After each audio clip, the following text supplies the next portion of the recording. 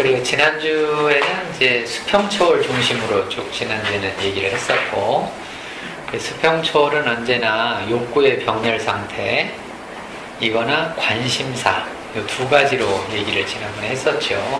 특히 이게 이제 관계적 측면으로 이제 수평초월을 많이 얘기를 했는데, 내 욕구하고 상대방의 욕구, 다른 사람들의 욕구가 서로 이제 충돌 날 때도 있고, 그 다음에 서로 욕구가 비슷할 때도 있고, 뭐 등등등 있을 거 아니겠어요?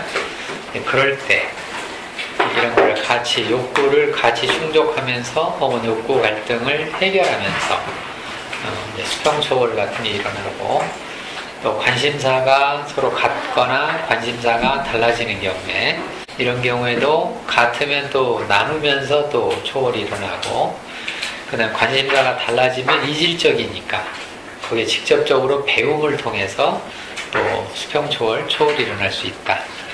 그런 얘기를 해드렸고, 근데 지금 우리가 이렇게 공부하고 있는 이런 내용들도 전부 다 이게 관심사에 관한 얘기잖아요. 우리가 관심사를, 초월이라고 하는 관심사를 가지고 우리가 서로 나누고 서로 얘기하고 하면서 여러분들 안에 어떤 게 생기냐면 좀 더 확장, 뭐가 인식의 확장, 그런 게 좀 생기죠. 초월에 대한 이야기를 계속 이렇게 들으면서 인식의 확장이 생겨나고 있다. 그 인식의 확장은 이제 초월에 대한 생각이 없을 때 하고 초월에 대한 생각이 있을 때 하고는 서로 다르죠. 그래서 이제 그런 것들이 이제 내 안에서 일어나는 이제 수평적 측면에서의 확장, 이게 수평초월인데, 그런 게 생기고 있다. 여러분도 지금 생기고 있는 중이에요? 계속 초월 강의를 계속 듣고 있는데, 벌써 이제 2년 넘었잖아요. 우리가 초월 강의 한 지가. 물론 이제 양으로 얘기하면 많지는 않지만 10주씩만 하니까. 그래서 이제 40주, 아니죠. 10주씩 두 번, 20주, 40주. 요번 텀이 이제 50주째잖아요. 그러면 딱 1년이네요. 일주일에 한 번씩 한다고 치면. 초월 얘기를 계속 들으면 믿음은 어디서 난다고요? 들으면서 나잖아요. 들으면서 나니까 아무래도 초월적인 생각이 생기겠죠? 이제 오늘 얘기하려고 하는 이제 수직 초월에 이제 어떤 주제하고 이게 부딪히냐면 정체성 주제하고 부딪혀요.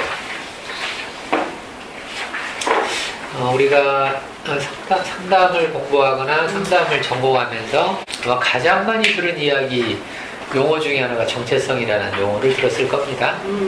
가장 많이 우리가 들었던 말이잖아요. 그래서 사람이 건강하게 살려면 사람이 자기 자신의 어떤 뭐라고 그럴까 마음을 지키고 또 행복하게 살고 건강하게 살려면 뭐가 분명하게 있어야 된다? 이 얘기는 너무나 많이 들어서 알고 있죠? 정말 귀에 따갑도록 많이 들어서 알고 있는 그런 내용이에요. 근데 정체성과 초월이 어떻게 이게 관련이 있을까? 이게 중요한 주제입니다. 만약에 내가 인생을 살면서 나는 내 정체성을 지키고 살아야 되겠다. 이 마음만 가지고 살면 뭐는 안 일어나요? 초월은 안 일어나요.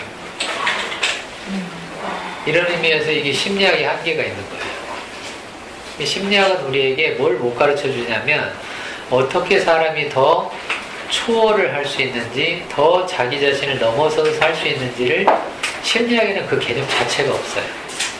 없어요. 문제죠. 문제죠. 그래서 이제 그 수직 초월 측면에서 보면 이제 우리 보통은 이제 대인관계라는 말을 쓰잖아요. 우리가 대인관계라는 말을 쓰고 그렇게 하는데 그 대인관계를 쓸 때 다른 사람, 나 이외에 다른 사람이 물론 나보다 더 뛰어난 사람도 있고 나보다 더 못한 사람도 있고 그럴 거 아니겠어요? 정체성으로 보면 나보다 더 뭔가 더 포용할 수 있는 그런 사람을 다 통틀어서 이름을 제가 초월자라고 붙입니다. 초월자. 자자를 하나 더 붙여요.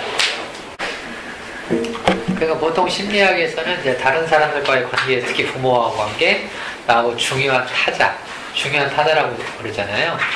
significant others라고 해서 중요한 타자들과의 관계에서 어떻게 내 자신으로 살아갈 수 있는가, 이게 이제 심리학의 가르침입니다. 중요한 가르침이죠. 이것도 아주 중요한 가르침이고 필요한 가르침이고, 왜 그러냐면 우리가 살면서 내 자신으로 못 살아서 생기는 수많은 증상들이 있잖아요. 맞죠, 그거는?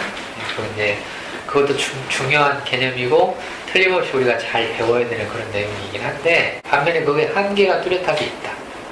한계가 뚜렷하게 있어요. 그래서 초월자하고의 관계에서, 나보다 더 중요한 타자들과의 관계에서 나를 유지하고 형성하고 내 자신으로 살아가는 방법을 배우기, 플러스 거기서 끝나지 말고 현재 내 자신을 뭐하기?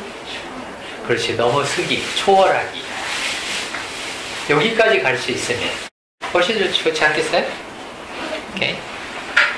이게 우리가 하나님과의 관계에서 늘 우리가 듣는 메시지잖아요.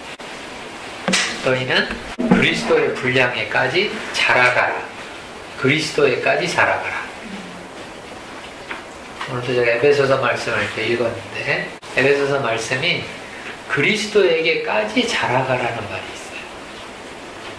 그러니까 우리는 정체성을 유지한다만 중요한 게 아니고, 이 정체성을 끊임없이 유지하면서도 동시에 자기를 계속해서 뭐 하는 과정? 그죠. 초월한데 조금 다르게 얘기하면 부인하는 과정이 필요하다. 이 초월을 하려면 자기 부인이 꼭 있어야 되거든요. 자기 부인 혹은 자기 부정. 그렇다고 해서 아내를 버리라는 뜻은 아니고, 자기 부인을 버려라 이런 뜻이 아니고, 너무 썰렁해서 한 사람밖에 안 묻네요. 이게 성경에서 말하는 셀프 디나이얼이잖아요. 그러니까 이게 자기 부정으로 가려면 일단 정체성을 형성하고, 그러니까 이렇게 되죠.